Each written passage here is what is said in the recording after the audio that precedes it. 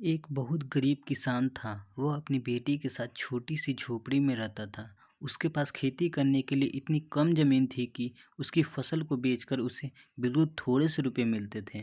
उन रुपयों से वे लोग ठीक से खाना भी नहीं खा पाते थे।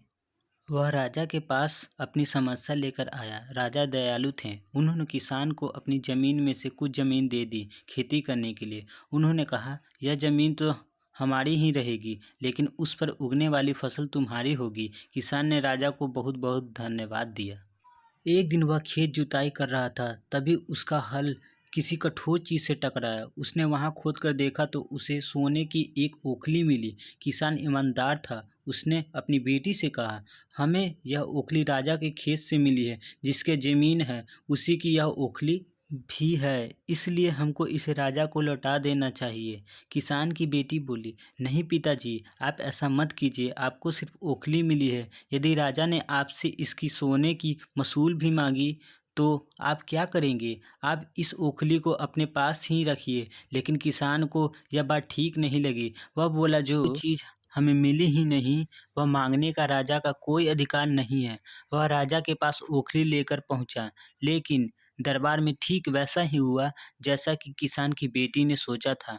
राजा ने सोचा कि किसान ने लालचवश मूसल को अपने पास रख लिए। किसान बेचारा सोने की मूसल कहाँ से लेकर देता। नतीजा यह हुआ कि किसान को जेल में डाल दिया गया।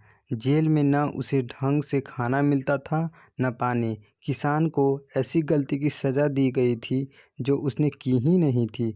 वह खाए पिए बिना निढाल हो गया। लेटे लेटे वह रोता रहता था और कहता था, बेटी की बात मानी होती, काश मैंने अपनी बेटी की बात मानी होती। एक दिन राजा ने उसे ऐसा कहते हुए सुन लिया। उन्होंने किसान से पूछा कि वह ऐसा क्यों कह रहा है। तब किसान ने राजा को पूरी बात बताई। राजा को अपनी गलती का एहसास हुआ।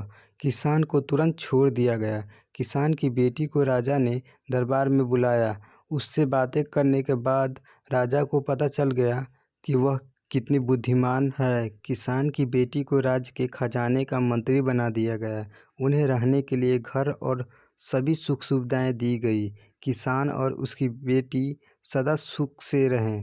किसान को थोड़ा कष्ट जरूर झेलना पड़ा, लेकिन अंत में जीत सच्चाई की हुई।